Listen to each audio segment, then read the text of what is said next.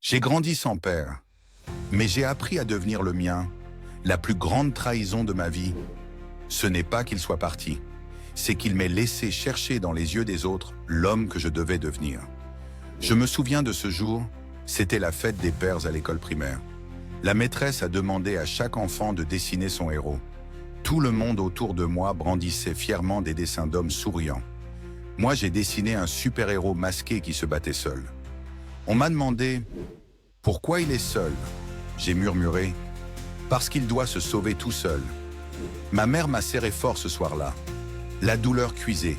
Je me sentais incomplet, comme un livre sans son chapitre principal. Je cherchais une validation, un modèle que je ne trouvais nulle part. Le point de bascule est arrivé pendant mon adolescence.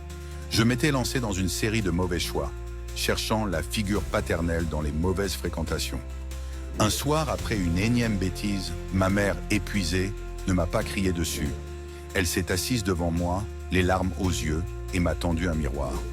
Elle n'a pas parlé de mon père. Elle a dit seulement « Regarde-toi bien. L'absence de ton père n'est pas ton défaut, c'est ta matière première. Il t'a laissé le vide pour que tu puisses y construire exactement l'homme que tu as décidé d'être. Arrête d'attendre un héritage.